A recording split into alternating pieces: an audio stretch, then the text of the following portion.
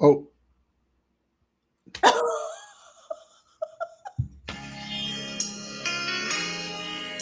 it doesn't listen to me at all, this stupid thing.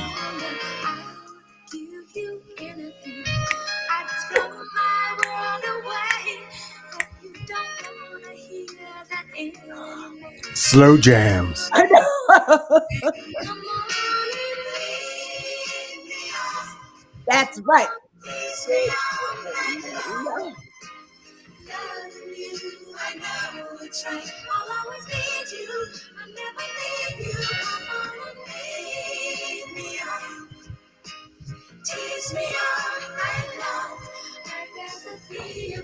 I mean, this is why leadership is lonely. I don't ask for much. Just tease me all night long. I don't ask for a whole lot. I told Todd we were practicing the Michael McDonald, Patti LaBelle song. On my own. And I Oh, go, this is me and John's karaoke song. I was like, we've never actually done it, but we've been planning it for years. we're up to talking divorce and we weren't even married. Best line of every song. Best line of any song. Well, I mean, I'm like, I knew we were talking about leadership, and I'm like, I need something like a little that's different. great. I haven't heard Maxine that. Nightingale, Lead Me On. I was I like, have go ahead, not girl. heard that in Go a ahead, long girl. time. Dang. Girl. Is that 1978? Thanks. Something like that. You think you're about right, Yes. 78, 79, something like that. Yeah. With that like breathy. I Right. can't even do it because I'm going to start hacking my lungs up because of this cough I have. But It's but isn't it funny how when you listen to him as an adult, you're like, what? yeah, it was, You I don't know knew, what? I like sang it as a little kid. I'm like, oh my gosh, this is all Right. about sex. And people were like at church, like, oh yeah. No. Well, Maxine Nightingale, listen, how many women started singing in the church choir and then they go out and have hit records about sex? All of them. And make it seem about like it's about Jesus. Whitney Houston, Saving All My Love for You. Girl, you are sleeping with a married man. That's what that song is all about. I know. And I remember the other day, I was like, my mom got really mad because I was singing Like a Virgin by like Madonna when I was like in like 4th grade or whatever it came out. And I was like, oh my God, I'm so naughty because I like said the word. Yeah. I was like, Mom, don't be so mad. So then I'm here like, I am, flash forward 50 years old. And I'm like, what the, really? I I'm so know. glad she didn't wash my mouth. That Now, was so. listen, virgin is used in the Bible, so you could have argued that. I wasn't using it in that context then. I mean, thank you for doing the red stain lip. It's good. Yes. Yes. And how have you been? You've been gone. I've How been was gone. Apparently, I have the bubonic plague. I don't know what I picked up in New York a couple weeks ago or the week before. And it was last week. My gosh, it was last week. And part of it, I think, is well, you know this. I mean, being in like 80-degree weather and then going to 20-degree and then going back to 80, like all of this in like 36 hours. Your body well, is like, you were I'm sorry. going from fully dry to moldy humid. Let's just talk about it. I Like mean, there's spores all over Florida. Anytime you leave and come back, and whatever you now want. we had that deep freeze, so all these plants are dead. And but here come the gnats. Somehow they survived.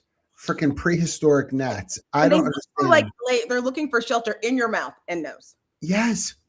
What is the deal? And so here I am now. I mean, if someone's filming me between the hacking cough and the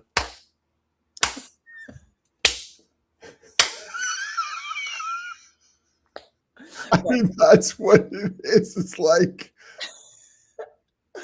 how on earth, what do I look like here? Someone is making 20 grand off me. No questions That's asked. right. We'll see No, it. you'll see it on AFV. It's coming. Right. But I am good. Kath and I just went away to Cocoa Beach for a few days. And so that was very nice for us. We had a lovely time. We were by the For Kennedy Space Station. Valentine's. Well, with the hacking cough, it wasn't really like Valentine-y. Oh. She was like, But oh, darn, they gave us a room with 2 queen beds. you know, I'm so same. I'm always like, whoa! Both of us are like, yeah. Like not even. I was like, oh, should we get the king size bed? She's like, Right. we're okay. We're good. I always say that like when we're on the plane and you know we have different like flight status and they'll put us apart. They're like, oh, do you want to sit next to your husband? I'm like, no. Nope. after it's been like 33 years. One day, it's fine.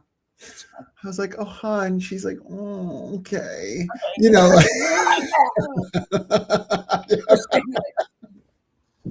Also, Kathy's all, her. I mean, she's just like my little glowing Kindle screen. This is my love. The books don't talk back to me. I I just for some reason just thought of Kathy at dinner. Why is he being so rude to me with this salad? Like it was such you would have thought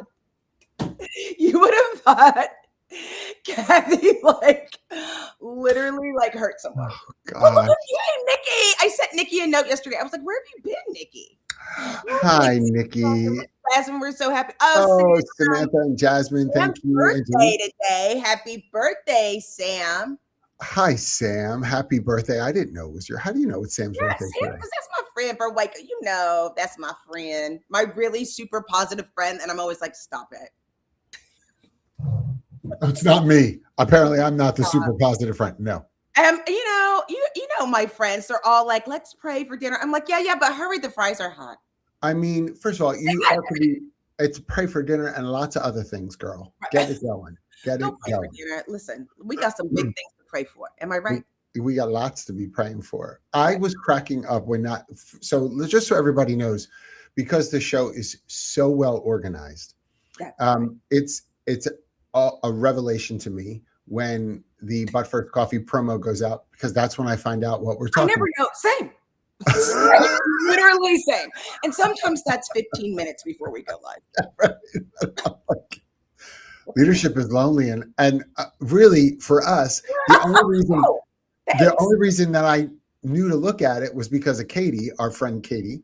Katie was like, "Is this week's topic for me?" And I was like, "Oh, are we talking bitter? What? I thought we were talking about bitterness." Oh, are we?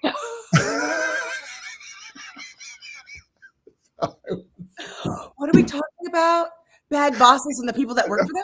I mean, if she jumps on, she will strangle me. That is the first thing I thought about when she was like, I saw this week's topic. Is it for me? And my first thought, bitterness. Who picked that? Listen, I literally am not. I always say that we're besties. Last week I was talking to Katie, and Katie works very hard, and she's very hard across the world. She's all day and all night. Very. She hard. was like, I'm having a really hard. Okay, please don't at me. So she was like, I'm having a really hard time. And I was like, and she goes, and I'm feeling really bad. I was like, you should. You know why? You're not spending enough time with your friends. And she goes, Jackye, I just told you I'm having a hard time. And I was like, oh, I know. Oh, I know what you said. The blink was perfect. Just so you know, the way you just did that. And she goes, and I was like, okay, I'm just kidding. I'm sorry. Let's talk about it. But it was just so funny. I was just trying to be funny. I was just trying to snap her out of it. It's just like, because I knew. Well, and all jokes aside, I mean, she is an example of someone who is in a wonderful leadership position in her organization. Genuinely. But it is a lonely role. So lonely. And literally, she is traveling almost every week. And we're not talking about like John travels to New York or to California or whatever, because John also travels like every week. We're talking, I'm in Belarus on Thursday, Russia on then. I'm going to literally, and the things that she has to deal with. We're talking about, it's open enrollment. And she's like, yeah, I have people in Ukraine and in Russia right now. Yeah. Like we're like the global stage, very different. Those of you who've been CHRO in an organization, awesome. I mean, I think it's a great role. There is a difference between being a CHRO for a primarily US-based organization and Chief Human Resource Officer for a global organization where you have boots on the ground in a variety of countries. It's not like we've got some, I don't know, like a manufacturing facility only. We've got like that and all in Belarus and in Belgium and Germany and here in Japan and all. I mean, we've got friends who've done that. It's a lot. Things that when you think about it, like the challenges that you're having in your own office, they are happening everywhere, plus the cultural and nuance of things that are going on. Yes. I do want to quickly say to Mandy, Oh, he is speaking at Work Human, and you don't have to sell an organ, maybe a kidney, but you can also get a discount code. I know John has one. yes. Yeah, I do have one. So I'll make sure, and I got to share it again. They reached out to me to share again. Yes, I am speaking at Work Human again. They are very kind to have me back. Some of our friends will be there. This will be the first time I haven't been at Work Human. Well, I mean, I think you need to like reach out to them and let them know. First of all, I told you call Misha Ann, so our friend Misha Ann will be speaking. No, I just Misha Ann will be speaking. I'll be speaking. Eric Bailey speaking. Jason Lauritsen, and of course, our ultimate friend Michelle Obama is speaking as well. I want to share something that I think is really interesting about leadership and Michelle Obama and Work Human. Watch all this. at the same time. This. Watch this. So I was at Oh, don't clutch your pearls too hard. Watch this. So I was at I was working for Recruiting Daily, and William Tincup at the time was He's still William Tincup now. Don't say at the time. At the time he was William, and now he's so. And we were all there, and he said that they wanted him to go to Work Human, and he was explaining to me at the time their product was called something different. He was explaining to me why they would want me, and he wanted me to go instead.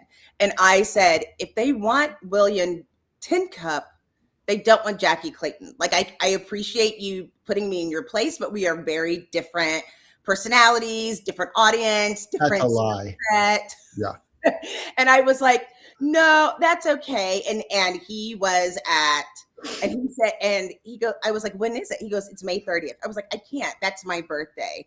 And he goes, Jackye, Michelle Obama is speaking. And it was the first, like, I mean, like, he was president. He stopped being president like that January. This is 5 months later, if you remember. And I went, I gotta find this. I will absolutely be there. And that's when I got closer with Katie, and that started the whole thing. And that's why we're here. And also, it was a good leadership move for me. Change, you never know when something is going to actually change your whole life. And as a leader, being able to say, even though you would have, it was beautiful. It was in Phoenix at that place was awesome. I mean, like the lazy river all around the place. Gorgeous. The food so and they had fun. Coffee shops. What was that place? It was at the, it was at the JW Marriott. Was it that place? JW? It's the golf. Of course, it's golf. Every place in Arizona is a golf. Every nice hotel. I mean, it was a good time. JW. It was lovely. And I remember being so nervous because they wanted William Tincup and I'm Jackye Clayton. And I walk in, I thought I was going to have a panic attack. And then there's a sign on the wall for Work Human that says, you belong here. And I bawling, Michelle Obama's here. William Tincup sent me here. I got to meet Robin, who I was like, oh my God, the legendary Robin was there. Jamie, I just texted something to you. Because don't ask me. If I texted it to your personal phone, see if you can share this on screen. This is one of the funniest promos I was ever a part of. Our executive producer, Jamie, did you get it? It's on your. Who's Billy Tinney? What the heck's he talking about? William Tincup. He said he was William. Now he's Billy Tinney. What y'all don't know is our actual producer wants to be part of the conversation and just text it to us. I don't even know. This is like the story of my life. Like, I don't know. I'm 3 minutes late to everything. And I'm like, wait, what? What are we talking about? What happened? He's so grandma.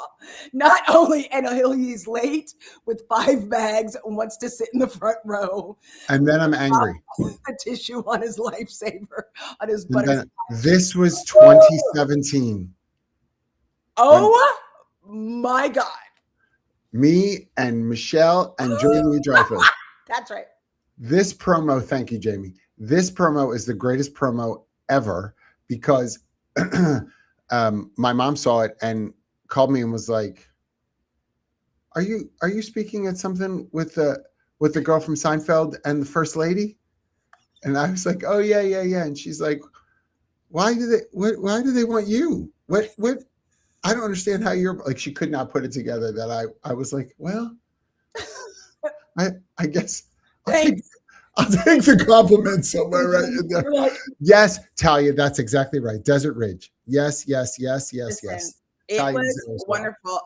And one other part that I remember about that was someone asked if they could take a picture. You couldn't take any pictures with her. They didn't No, want you cannot. anybody getting in their That's right. pockets. That's right. And And someone asked her, 50 like black Cadillac Escalades all around the and property. they were Remember? like, "Oh, you're not going to know them, but we have like Secret Service here dressed up as people from Work Human." And these people would be like 6'5", like 250 with like pecs out to here. Yeah. And like, Yeah.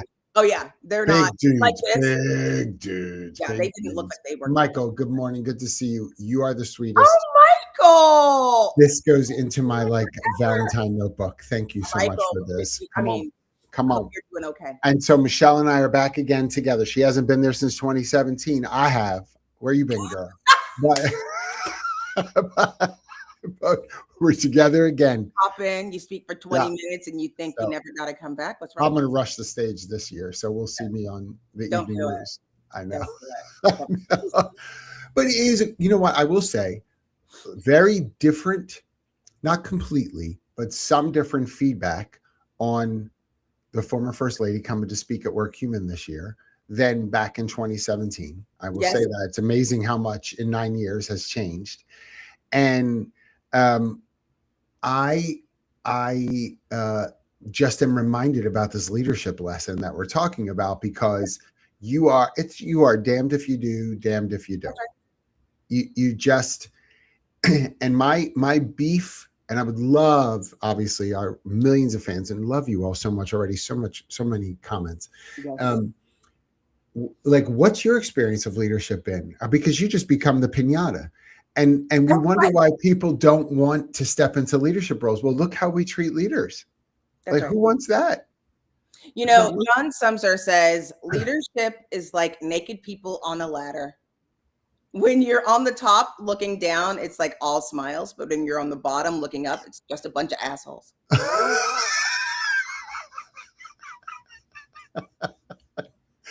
And John Sumser, and he is right. Absolutely right.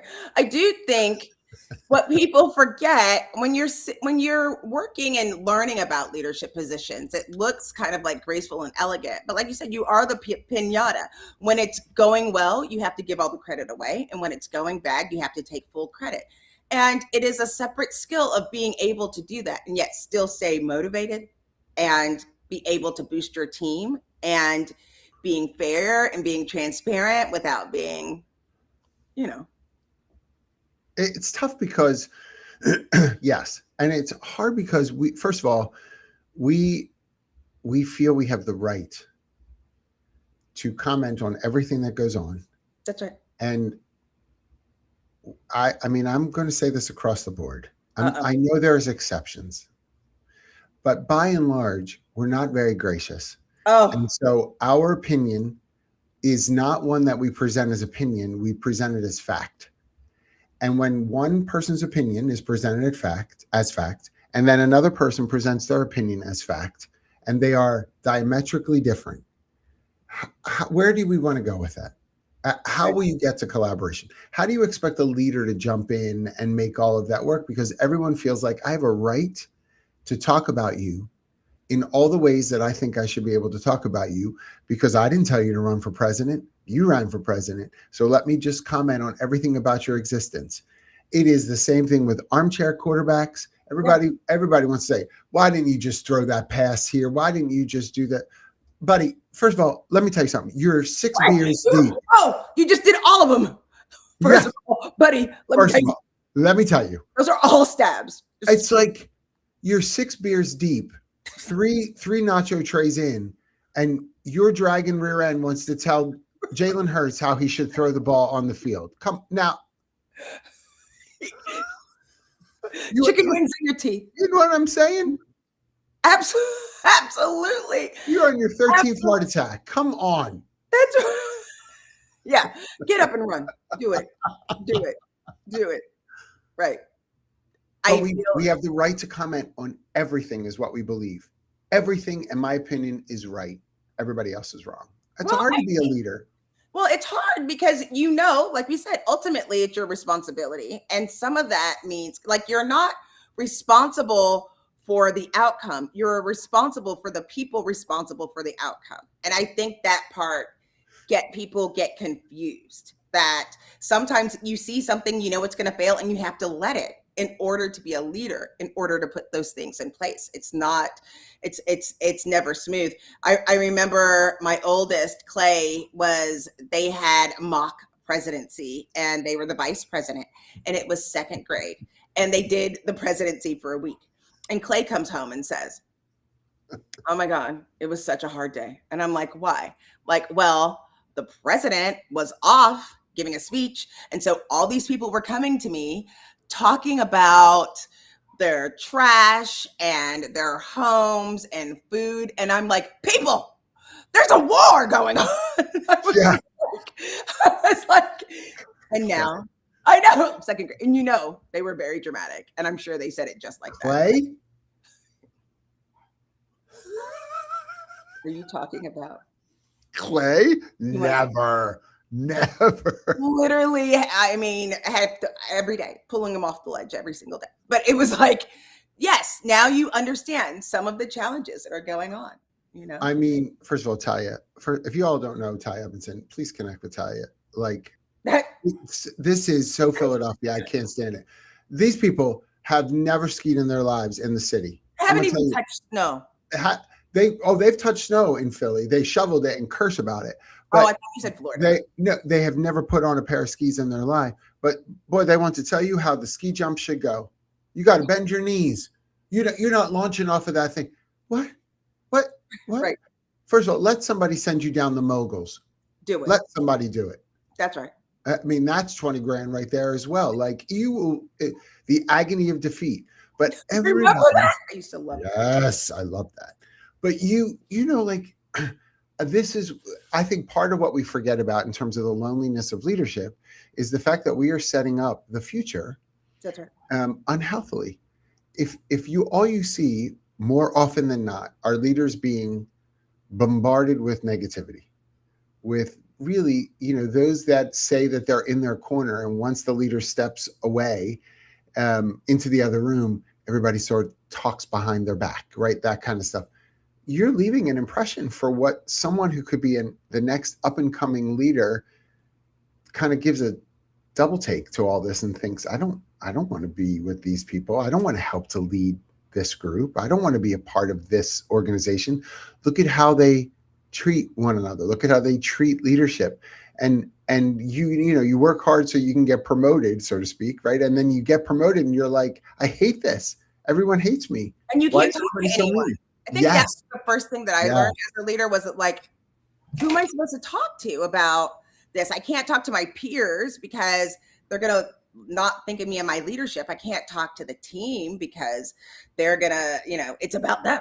Like, where do you go? And I think so many of these organizations, that's why, like somebody who understands like where you're going through. Thank you for saying that, Michael. I remember on my team when we had to do a large, we were going to hire about like 40 people. I'm a little bit old school. I don't think people should carry like a 50 rec load. I don't think that you're going to be able to do your best work to be able to do that. So we had these roles and we knew it was going to be tough. And so I sat the team down and I said, okay, in order to make sure this goes smoothly, this is what we're implementing. And they were all like, oh, that's really good. And I was like, the whole company is going to hate it and they're going to complain about it every day. And I need you to say, thank you for talking to me. I understand. And we're going to continue to move on. And they were like, well, are they ever going to like us? And I said, no, they're going to like the results and think that they did it. And I was like, welcome to leadership. Like that's part of what happens. And I think that's where their bonus, but they're not going to like it today. No. And so one of the things that I think is true for you as a leader, I mean, I think it's true for me too, but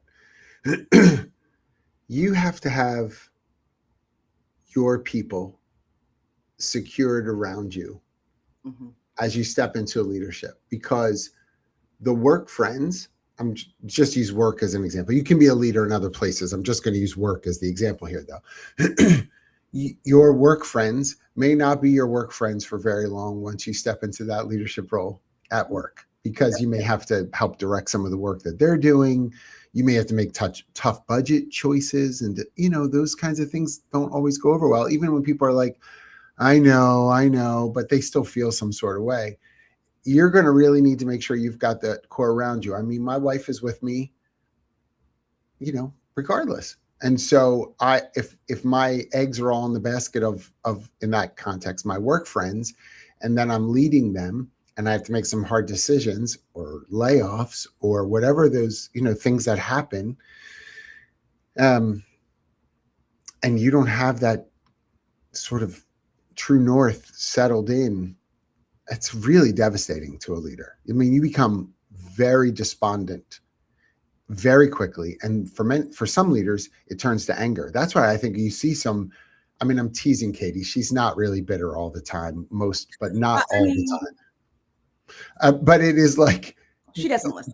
that's why people become that way, because they're like, now I don't have any of that security around me or with me, because who I thought I could count on now feels some sort of way about me, now is talking about me, now is posturing to take over for me, Right. because they want to let my boss know, I'm not sure how she's doing. I don't know. And it becomes this really transactional relationship, not very transformative. You can't get to collaboration because you're too busy trying to just steady the ground. Your eyes can't come off of that.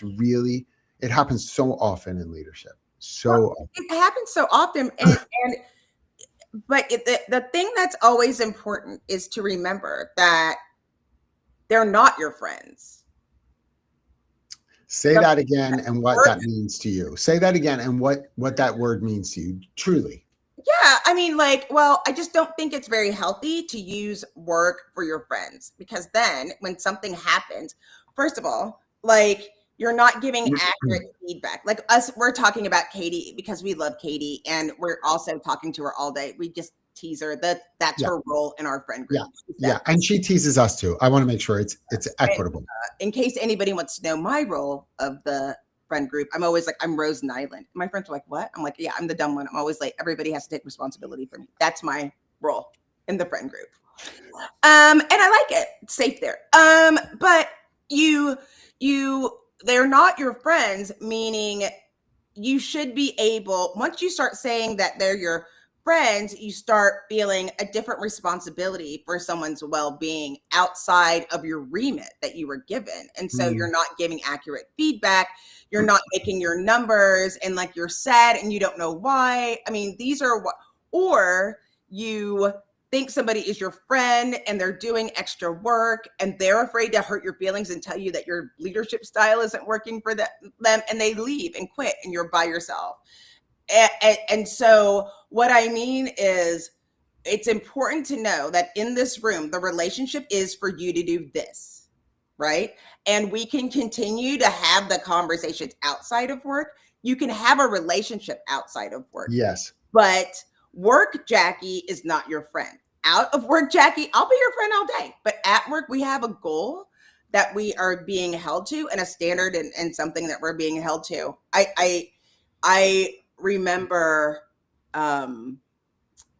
this is another turning point in leadership, and again with William Tincup. Actually, this is interesting, and I know a lot of people know William Tincup, but when you know him as a friend, it can be pretty intense. Yes. So I was really upset and I was explaining something to him and I started crying. I didn't know what to do, which is really uncomfortable. There was only 2 women at the organization at the time, and I was like crying, and William saying to me, okay, do you need to cry? Do you need to cry right now? And I was like, oh, yes, I think I will. And he was like, okay, we'll wait. Those tears rolled right back in my head. I was like, the fuck you just say? What? He was like, no, because we have to get through this. We're going to have the conversation. We're an organization and this is what the goals are. You're a part of the team and we need you to do that. And if you have to cry in order for us to get to what we're going to need to do, then okay. Oh, I don't think I cried again since. Not one drop. And I've used that with other people. I have used that same line with other people. I mean, the truth of the matter is, I mean, think about that leadership taught me in that moment. Because the truth of the matter is, what he said is accurate. It's a we thing, right? We've got these goals, we've got these objectives we've got to get to, and you're part of the team. And so if you need that minute to go and do this in order for you then to be able to do your portion of things with us, okay, go do. And he didn't move on. The thing that was so telling, and then like, I was so mad. We were able to get through it. The next day, somebody told me a joke and I went like that. And at the time it was Ryan Leary ran over and he goes, are you okay? And I was like, why? He goes, I've got Jackye duty in case you get upset. So it was like at the same time, like they didn't tell me that. Yeah. But they were like, whoa, that was really deep. And so there was so much that you learned. And also they were like, if that you're on our team. So if you're one of us and that's what you need in this moment. Okay. Yeah. But then it taught me about grace, about personal responsibility, about dedication to the team, about loyalty. And I have been loyal to that team ever since. I know not everybody on that team had the same experience, but it was transformative in my leadership. And also why I learned that some people need that push. And so my leadership style is very leadery. I'm not trying to be friends. We're trying to reach. I want to encourage you to be able to get through those situations. And so, I think that, sorry. No, I think that tuberculosis. Seriously. I got the black lung. That's all I keep saying. I got the black lung, Pop. Come on. If you don't know Zoolander, come on. I think one of the things is that also is true for leadership and its loneliness. I know that we've got, in fact, people that are with us even today are solopreneurs, and they're leading their own fortune, so to speak, right? Their own professional development, their own everything, business development, all of it. And it can be quite lonely. And so there's lots of similarities with being that sort of solopreneur from a leadership standpoint and a leader in an organization who winds up feeling very alone. There's a lot of similarities in that. Context is different, but what kind of evolves in you, what starts to evoke in you is this, I'm on an island. And I think that's where you see groups like Mastermind or Vistage or, these like CEO type groups that pop up and other types where it's like, okay, let's pull together because we understand each other. And while there is some truth to that, I would say even there, you have to be careful about investment in terms of, right. And understand, and I'm going to say this very gently. No, you're not. But go ahead. You can believe you. When we talk about the leadership as a skill, that is the job. If you can't work in a state of loneliness, you may not be ready for leadership. And that is not talked about. That is, I'm not even going to say often. It isn't talked about. Right. I have never been a part of any leadership development in my own life where I've gone to, read a book or been at a program where they have said to me, let's practice the skill of loneliness. Right. What does it look like? How are you grounded in being alone? Now I'm not saying that there aren't some practices that I've heard and been a part of along the way that I couldn't apply to this, but that direct language to say leadership is lonely. That does not mean it defines you, but you can be thoughtful about the environment of loneliness that you may find yourself in, and how do you deal with that environment? Just like how do you deal with the environment of walking into a room where there's 300 people and you're supposed to meet and network and do all, there's skills that are there as well. So what do I do with loneliness? I think one of the things, as we talk about this, I think one of the things that we have to be thoughtful about with leadership being lonely, again, is that groundedness. What is it personally for you that enables you to be grounded?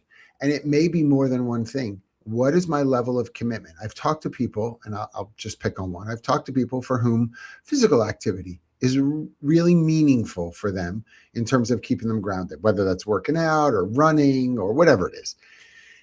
And it is often one of the first things to be pushed aside because my schedule has gotten too busy, because I'm traveling so much, because I'm doing this, doing that. And then all of a sudden it's a month later, you worked out 4 times in the last month and you're like, I feel really off. I bet you do. I bet you do, because you've not kept that core thing a core thing. And so you're off. And it takes, there's no science, by the way, nobody at me, but I'm going to give you probably what I've experienced. However long you're off kilter, out of sync, off cycle, you need twice as long to come back into cycle. So if you're off for a month, if you're out of it for a month, you need 2 months before you get back to that level of equilibrium. So if you let it go for longer than a month, 2 months, 3 months, double that number. That's how long it'll take your body and mind to get back into a state of equilibrium, of leveledness. It's a lot of it, and people get discouraged quickly then to try to jump back in. And you're like, yeah. Yes. And to go to what Mark's saying, it says, is loneliness a strategic leader competency? No, your ability to manage and deal with yourself when you're feeling lonely is the competency. And I'll tell you what I mean. We know you're going to be lonely. What do you do when that happens? If you're one of those people, because what happens too often is people will talk to the people on their team when they're lonely, start having intimate conversations, seeing that they're doing all of this, and then mistaking people as a friend when they're lonely. That's like that, so a true leader, no, that's not where you're gonna go.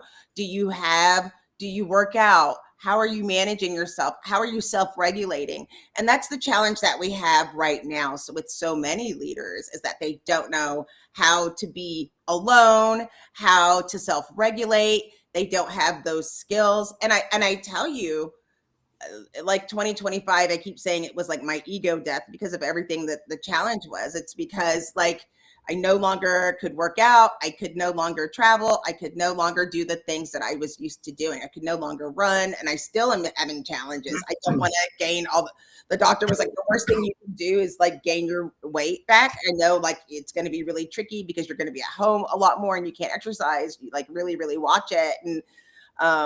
And so your choice is, if that is going to completely devastate you and you don't know what you're going to do, then you shouldn't be a leader. It's how you do things when it feels in that moment. Can you not get that thing that I saw that for elderly people you put under your desk where you know what? You already said for elderly people, I'm going to set you on fire. With love. With all due respect, which is actually 0. I mean, I'm so proud of myself for getting elderly people out of my mouth. You get that thing for elderly people, which is like a freaking like bandana in your mouth. I am so proud of myself for saying that term without laughing. It was everything in me. You know what? I was like, you know, that little foot pedal thing. You know what? I swear to God, I quit smoking a long time ago, but if you see a lighter, you best start running. You best. Film yourself later. Put it on your Instagram story. Please don't run. You know I can't run. I'll be like, yeah, exactly. A little pedal. Maybe just a little pedal. You know, it's funny. As you get older, me and my sister were like, we had like the fanny packs and we're like, it's a little embarrassing, but so convenient. We're like, oh my God. You're so funny because that's how Olivia is. Olivia wears fanny packs. I'm like, what? You're 24 years old. She's like, I don't care. It's so convenient. It's like, I know, I always thought these large print books were so ridiculous, but look how easy it is to read. Oh my gosh. Oh my gosh. Yeah. I mean, we just talked to somebody. We were helping sell some. We went to a conference for the past couple of days in Cocoa Beach, and we were helping a friend of ours at a book table sell some stuff that we had there. And somebody picked up a book and was like, "Did you make this in large print edition?" I was like, "Girl, I know." This is one of my girlfriends and Sam. If they're there, they're here. Oh my gosh, Rob! Hi. Oh, Look at all that we got was a one whole of my bunch of bosses. people Let me coming in tell you, today. he was one of the best bosses I ever had. And let me tell you something that Rob did. Speaking about leadership, okay, go ahead. He was actually my boss's boss. And I used to sit outside of his, hindsight, maybe, that I was kind of scary. I used to sit kind of close to his office, and I sold software, and we would have these meetings. And like when you're on a sales team and our quota was like, it was ridiculous. We were all responsible for selling $1 million. And then we would get together, and that month, maybe we were like at 10, 15% of quota. And this is how the meeting went every time. He would come in with a piece of paper, and he would like look at it, and he was like, "Here are our numbers for March." And he'd go, "Anyone want to talk about it?" And everybody would be like, "No." And then he would crumple up the piece of paper, and he would throw it over his shoulder, and he would say, "Let's talk about April." And it was just like, yes, like the best leadership ever. Do you know what I mean? Like in that moment. And he would show us the piece of paper with the numbers, and then he'd go, "Here's the email I got about it." And it would be from his boss. That would be like, "Your team did blah, blah, blah, blah, blah." And then he would go like, "Do y'all want to talk about it?" And we'd be like, Yeah. No, because you knew already. Because we knew. You knew already. And that is so, but by the way, I don't want to let Michael's comment go because I feel this in my bones. My shoulder sneezing. I injured my shoulder sneezing. That's right. I'm always like, when sleep hurts, you wake up and you have a bad back. When sleep hurts. Yeah. The doctor's like, "Are you getting enough rest?" No, because I can't get out of bed then. That's like right. if I stay in bed too long, my back is like, what? Yeah. That's right. Here's part of what you just reminded me of, though, too, is I think part of the reason why leadership can be so lonely is because of what we expect of leadership. That's right. And so our expectation management around leadership is flawed. And That's so right. if we walk into it with that flawed perspective and it doesn't live up to that silly consideration that we have for whatever reason we have it, you're going to feel some sort of way, and you become more withdrawn because of that. I think that's part of the tension there sometimes is found in the difference between leadership and management. We have leaders that really just lean into the managing part of things. And so when you bark orders, process orders all the time, and you can't understand why people don't respect your leadership, there's no leadership to respect. They feel some sort of way about your management, but they haven't really seen you as a leader yet. So what will you do to start displaying leadership? If nobody challenges you in that way, then you're going to align those terms, and you are going to feel pretty crappy about things, and you are going to go into your office and shut the door a lot.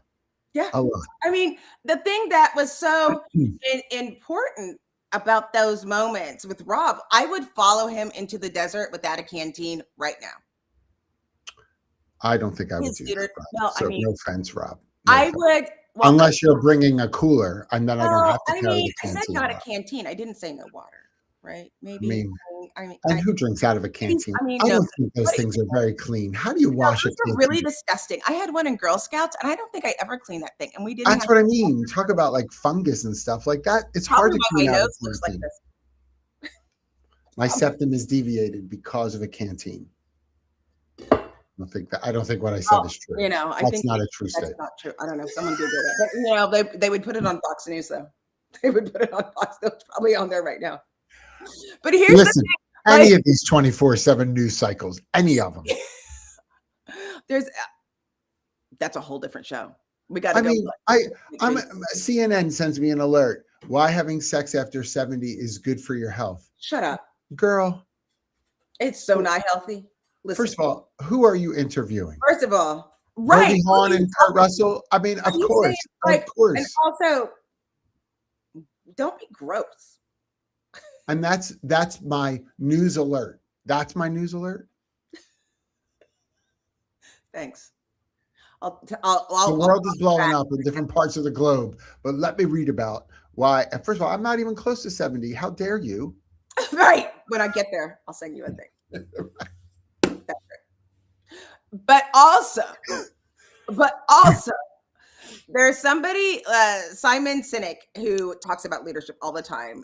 It's one of the things that he talks about.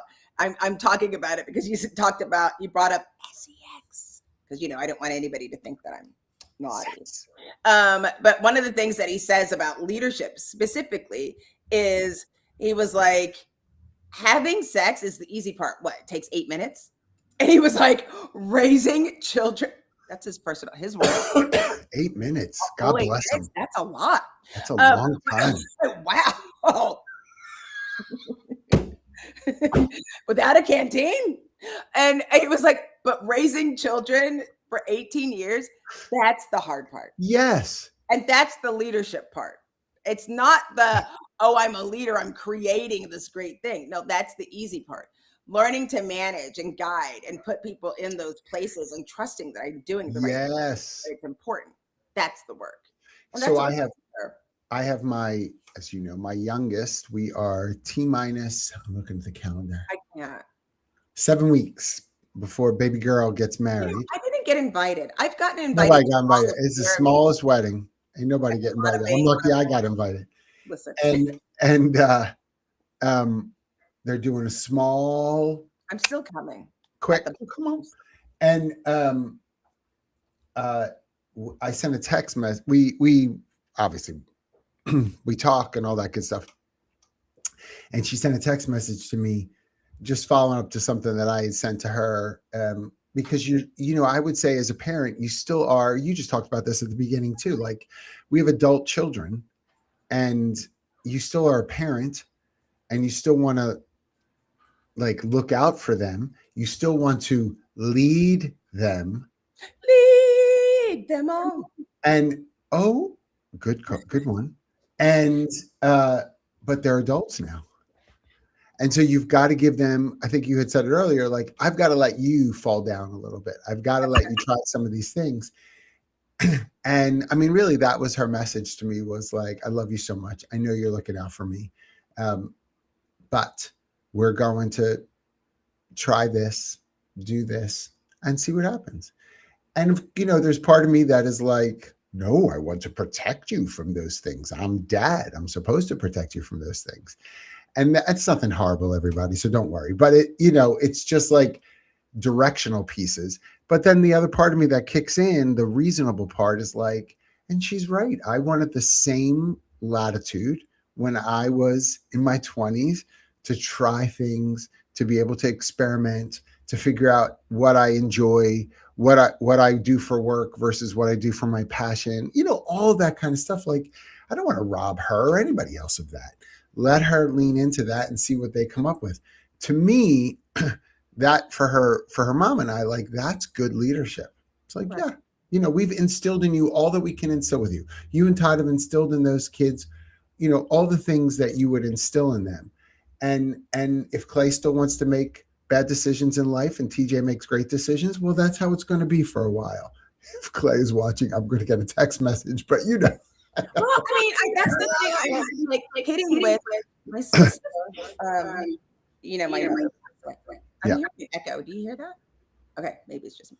I have my mother passed away, and every as I get older and I think about things, especially having a parent, I'm just thinking, what were you thinking? So when I was 21 years old, my best friend Sarah Betteroff, who is another best friend who is never watching, but she said, I'm moving to Arizona. And I was like, oh my God, I don't think I can make it without you, my best friend. I want to come too. And she goes, oh, well then come on.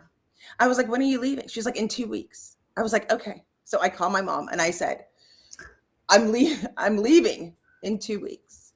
And she goes, to go where? I was like, Arizona. She was like, where are you going to work? I was like, I don't know. And she's like, okay, how are you going to get there? I was like, I'm taking my car. And she was like, and you have a car payment and you don't have a job. I was like, yeah. And this is before cell phones. Yeah, yeah. And she's like, I was like, okay. And I had my apartment. I started packing it up. And I remember I went home and my mom goes, I packed a couple of things for you. And she had like a box. And Sarah always laughed at it because it said clothes, jackets, a few slips. She was like, a few slips, which is just like my mom, right? A few slips. And she put it in there.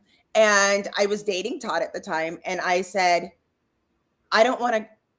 I was like 2 days before we're supposed to move. I was like, I don't want to go. And my mom said, oh, you're going. And I was like, and she gave me $3,000. Don't tell your dad. This is all I can give you. Great parenting right there. I love that stuff, right? Don't tell.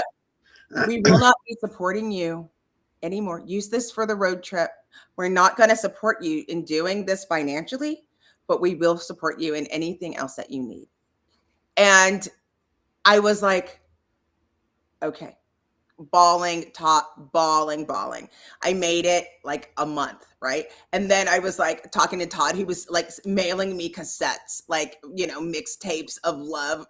I will never forget. And I'm like dying, and this is back when you had to go to like the payphone and put the quarters in there. Like, oh yeah. Like all of the things. And I thought I was going to die without Todd and my mother. And she comes a month out and she goes, where do you want to go to lunch today? I was like, Texas, I have to leave. I have to come home. And she was like, okay. And we got back in the car and we drove all the way home and then we moved over there.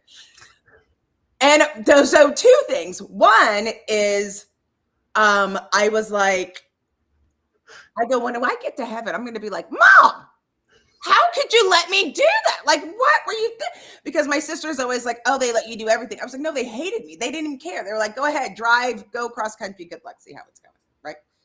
And I have asked her a lot of times. And she said, at that point, we've given you all that we had to give. That's right. You just have to trust that God will support you. And with your own children, the only thing you can do is hold on tight and never let them go. Just hold on tight and never let them go. And, I mean, I obviously, I don't want to speak about anybody else's kids, but, like I've got my three they're pretty great. Yeah. They've got a good head on their shoulders. And there's still time. And that's like, go do your thing. It's okay. Go do your thing. And I will tell you, from a protective standpoint, I understand the tension. I'm always going to be her dad, right? Okay. And yet, Dad still has to let her go, right? Has to let her do these, and all three of them. They've got to go and do their things. Now, I will also say that I think when it comes to leading the home, right, Kath and I leading the home, there's a lot of similarity in terms of being in various leadership roles. That's right. In other ways. And so if I try to rule iron fist at home, guess what shows up when I'm at the PTA meeting? The iron fist. Guess what shows up when I'm running Humoriso? The iron fist. That's right. Because that becomes what you naturally will lean into. Even if you're like, well, I'm not normally like that. I don't know what's happened. Let's have an hour on your natural versus adapted styles that show up. And if you've adapted to being the iron fist because you feel like that's the way it has to be, even if you're not comfortable with it, that's what you've adapted to, then that's what's going to show up. It doesn't matter if you wouldn't naturally do it. You have made that into what you do. And so that expectation management is something that you're responsible for. And so I'm not mad that I get to run an organization. I'm not mad that I get to make some decisions that will, quite frankly, leave me lonely sometimes because I have to make decisions that affect the whole, and everybody may not love it. And I can't be swayed by the love it or hate it of things, just like I wasn't with my kids. You have to eat something green on your plate, Frankie. You are going, if it's not broccoli, it's peas. You're going to have to pick which one do you want. It's got to be something green has to go into your body because mac and cheese does not count as a vegetable. I know you want me to think that, but it isn't. Clay, all they ate was Fruit Loops and mac and cheese. And I was like, and my child is this tiny little in the 5%. I'm like, what am I going to do? They were like, give them mac and cheese and Fruit Loops. They'll be fine. but I understand. I mean, of course, we like, Yes. I mean, they grow Yes. out of it. And that's Yes. the thing. They grow out of it. They have various seasons. And And now now the boy orders salmon, and I'm like, who the heck are you? that was a sweet baby teacher used to do that 2 years old. I'm like, what are you doing? I used to get, I love crab legs. So if anybody ever wants to take me to dinner, if they have crab legs, I'm ordering it. And the kids used to love them. But they were like 5. So I had to like crack all the different things. And Todd was like, not and never again. Your mother has to eat. She's not eating. She's just too busy feeding you. But But it's he funny. didn't understand, though, that it was a lot of aggression release for you as well. Yeah, Those kids I were was like, driving me crazy.